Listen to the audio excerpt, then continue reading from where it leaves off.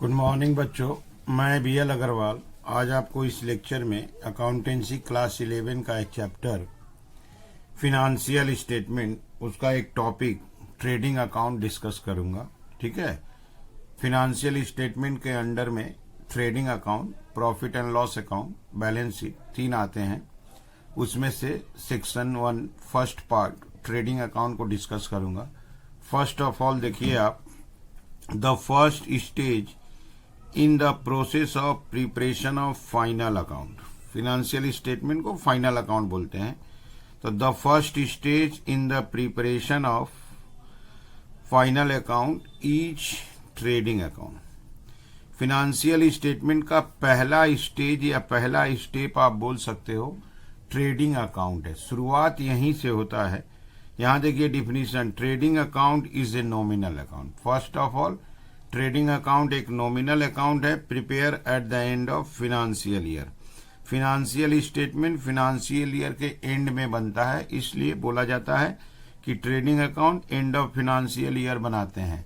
बनाने का पर्पस क्या है? To determine gross profit earn और ग्रॉस लॉस इनकर्ड। ये पता लगाना कि बिजनेस को कितना प्रॉफिट हुआ, दैट इज ग्रॉस प्रॉफिट, या कितना लॉस हुआ, that is gross loss.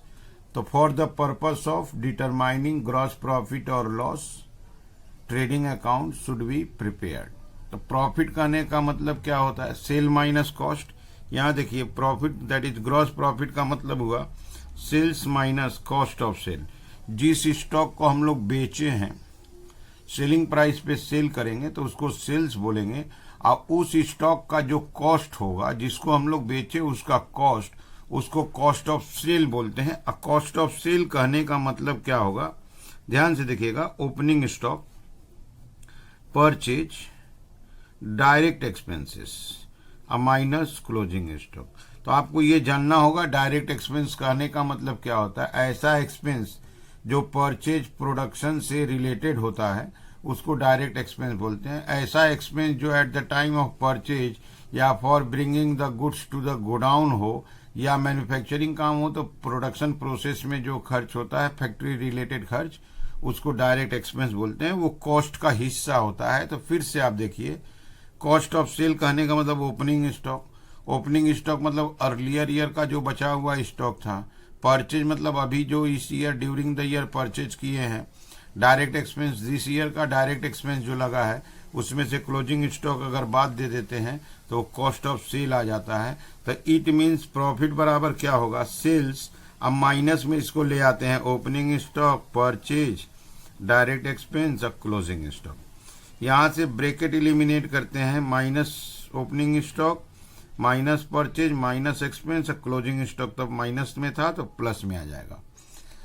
Plus वाले को एक तरफ रख लेते हैं, प्लस वाले को एक तरफ रखते हैं, दैट इज सेल्स। अब प्लस क्लोजिंग स्टॉक कर लेते हैं। अब माइनस कॉमन ले लेते हैं तो ब्रैकेट में आ जा रहा है ओपनिंग स्टॉक, परचेज और डायरेक्ट एक्सपेंस। ये मिला दिया जाए तो हम लोग का हो जाएगा कॉस्ट ऑफ सेल से, यहां से अब आ जाएगा ग्रॉस प्रॉफिट। सेल में से कॉस्ट ऑफ सेल घटाना था तो सेल में क्लोजिंग स्टॉक ऐड किए, आप माइनस करेंगे opening plus purchase minus direct expense. ठीक है। इसी चीज को देखिए हम लोग एक फॉर्मेट में डाल दिए, फॉर्मेट रख दिए trading account for the year ended. Sales और क्लोजिंग स्टॉक, ये देखिए बाई में ले लिए सेल्स। जब क्वेश्चन में सेल्स रहता है तो उसके साथ सेल्स रिटर्न, या आप बोल सकते हैं इसका और एक नाम रिटर्न इनवर्ड। सेल्स से सेल्स रिटर्न बाद हो जाएगा, या आप बोल सकते हैं रिटर्न इनवर्ड उसका नाम है। सेल्स से सेल्स रिटर्न बाद दे के बाहर, क्लोजिंग स्टॉक बाई साइड में, ये दोनों आपस में ऐड हो जाएगा। अच्छा, इस साइड में ले लिए ओपनिंग स्टॉक, ओपनिंग स्टॉक के बाद लिए परचेज। अब परचेज से परचेज रिटर्न लेस करेंगे, परचेज रिटर्न का दूसरा नाम रिटर्न आउटवर्ड। उसको आप परचेज रिटर्न के नाम से पुकारिए या रिटर्न आउटवर्ड पुकारिए। उसके बाद जितना भी डायरेक्ट एक्सपेंस होगा सब सीरियली 2 में रख लेंगे। तो एक साइड में रख दिए sales and closing stock, other side में रख दिए 3 item, opening, purchase and direct expense. अब ये साइड अगर बेसी है तो प्लस कर लिए, यहाँ लाए, ये तीनों आइटम अगर माइनस करते हैं तो यहाँ एक आंसर आता है, that answer is called gross profit. इसको प्रॉफिट एंड लॉस अकाउंट में ट्रांसफर करते हैं, इसलिए लिख दिए to profit and loss account gross profit. आप टू ग्रॉस प्रॉफिट भी लिख सकते हो, ऐसा कोई बात नहीं है, हम लोग 2PL ग्रॉस प्रॉफिट लिख दिए। अब आपको जानना है, कोई भी सम बनाइएगा तो आपको sales return, closing, opening, purchase return मिल जाएगा। डायरेक्ट एक्सपेंस के नाम से कुछ नहीं मिलेगा, बहुत सारा एक्सपेंसेस का लिस्ट होगा, उसमें से आपको डायरेक्ट एक्सपेंस पहचानना है। तो देखिए लिख दिए, डायरेक्ट एक्सपेंसेस किसको बोलेंगे? Those expenses which are incurred on goods purchase. Goods purchase के वक्त जो खर्चा हुआ और जब तक वो प्लेस ऑफ बिजनेस में नहीं लाया गया for the purpose of cell.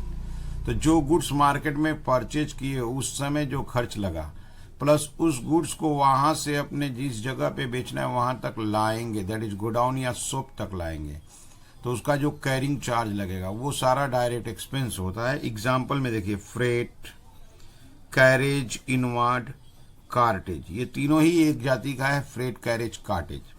Wages, कुछ ड्यूटी लगेगा, custom duty, dock charge, clearing charge, import duty, या बोल सकते हैं आप कोई भी फैक्ट्री या मैन्युफैक्चरिंग एक्सपेंस को भी डायरेक्ट एक्सपेंस कैटेगरी में रखते हैं। तो सबसे इंपॉर्टेंट जब क्वेश्चन सोल्व करेंगे तो आपको opening, purchase, purchase return, sales return, closing, ये आराम से मिल जाएगा और बहुत सारा एक्सपेंसेस का लिस्ट होगा, उसमें से आपको डायरेक्ट एक्सपेंस पहचानना है। तो ओवरऑल हो गया, ग्रॉस प्रॉफिट हुआ क्या? सेल में से कॉस्ट को घटाना है, तो सेल में से कॉस्ट घटाना, ये मैथमेटिकल हो गया। उसको अकाउंटिंग स्टाइल में एक अकाउंट बना देंगे, that account is called trading account. और ट्रेडिंग अकाउंट का फॉर्मेट अगर आप देखो तो एक तरह से फिक्स है, बाई में सेल्स लेस रिटर्न है और बाई में क्लोजिंग स्टॉक। इस साइड का काम खत्म। 2 में आपको लाना है opening stock, purchase less return, और उसके बाद कोई भी डायरेक्ट एक्सपेंस ले आना है। अगर ये साइड का टोटल बेसी है तो यहाँ आंसर आएगा, that answer is gross profit. उल्टा भी हो सकता है, इस साइड का टोटल बेसी हो जाए तो आंसर यहाँ आ जाएगा, तो उसका नाम हो जाएगा ग्रॉस लॉस। ठीक है, तो ये हो गया ट्रेडिंग अकाउंट का आपको डिफिनीशन। और ट्रेडिंग अकाउंट बनाने का पर्पस हुआ ग्रॉस प्रॉफिट या ग्रॉस लॉस निकालना। यहाँ मैथमेटिकल आपको बता दिए, gross profit equal to sale minus cost of sale, और कॉस्ट ऑफ सेल की जगह opening plus purchase plus direct expense minus closing stock. अब इसको प्रॉफिट लिस्ट में सजा दिए, ब्रैकेट इलिमिनेट किए, ब्रैकेट इलिमिनेट करने के बाद रिजल्ट हो गया सेल्स के साथ closing plus opening, purchase, direct expense plus, वही चीज फॉर्मेट में आ जाता है। ठीक है, ओके। चलिए अब इसका 2 प्रॉब्लम सोल्व करके समझने का कोशिश करेंगे। ठीक है, ये रख दिया आपके सामने एक प्रॉब्लम।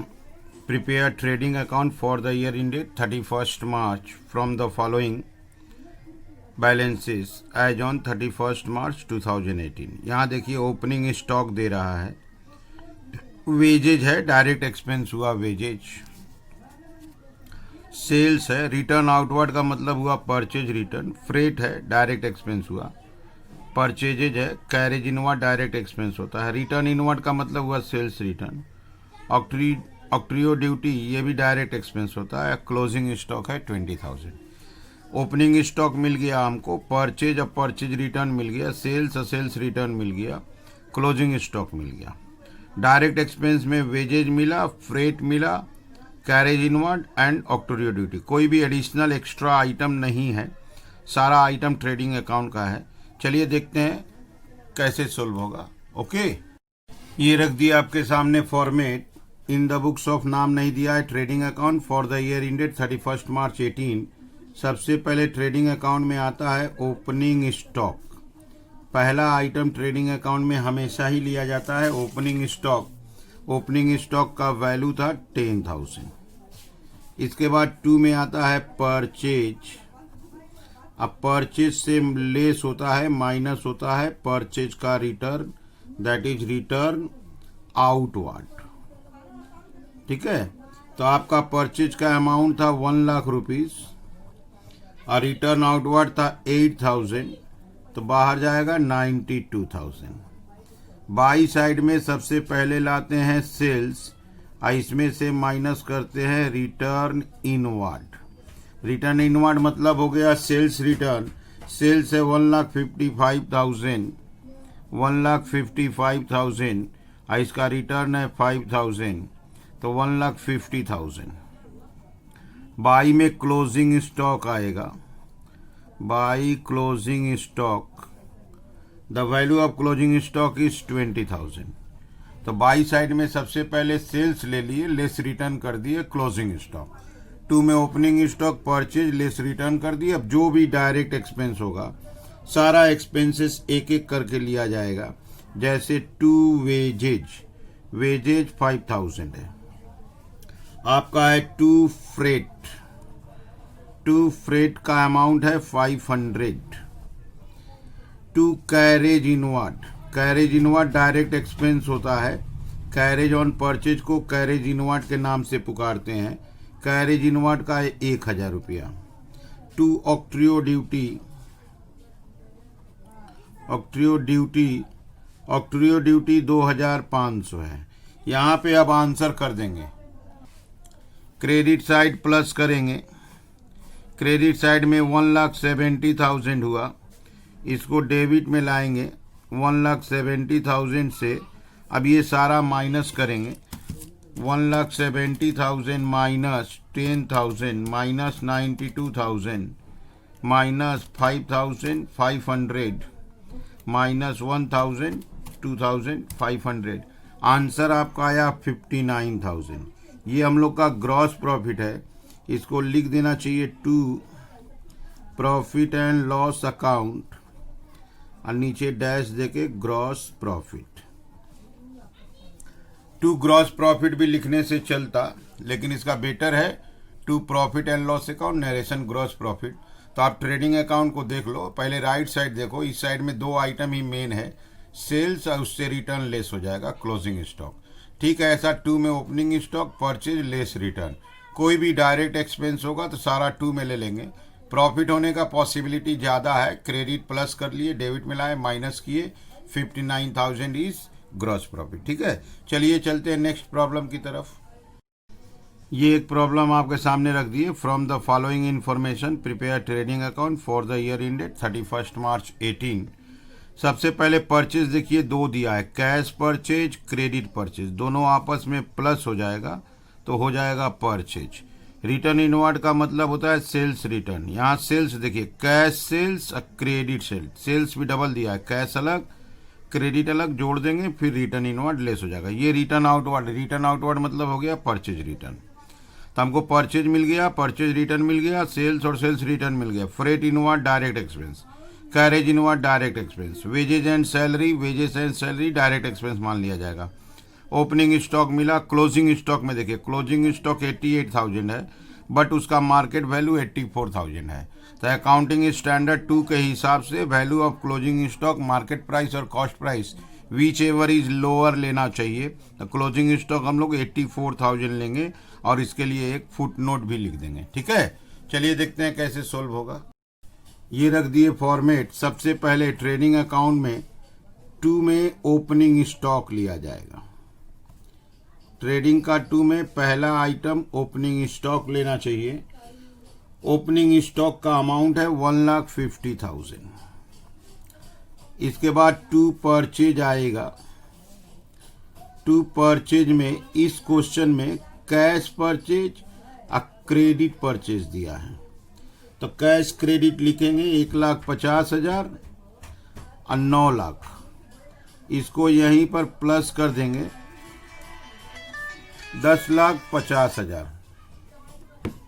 इसमें से माइनस होगा return outward, that is purchase return minus होगा, रिटर्न आउटवर्ड 10,000 है।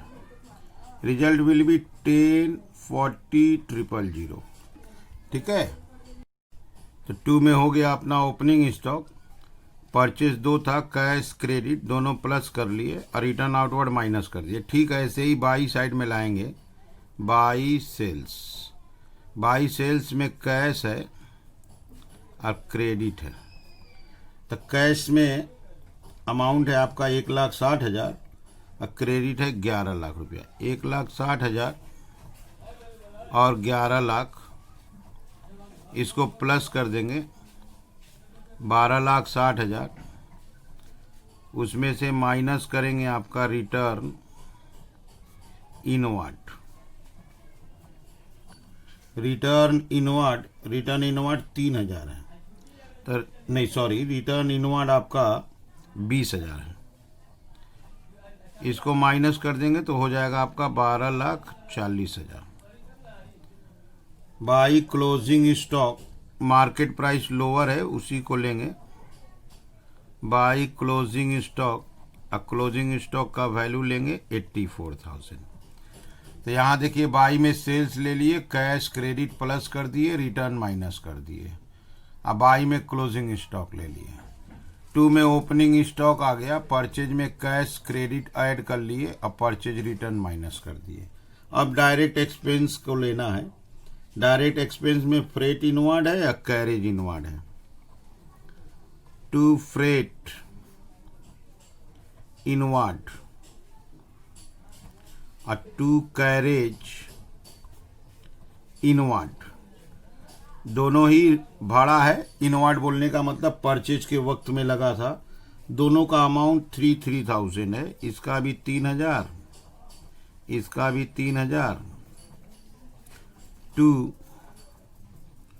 Wages and salaries, to wages and salaries का अमाउंट है आपका 4,000।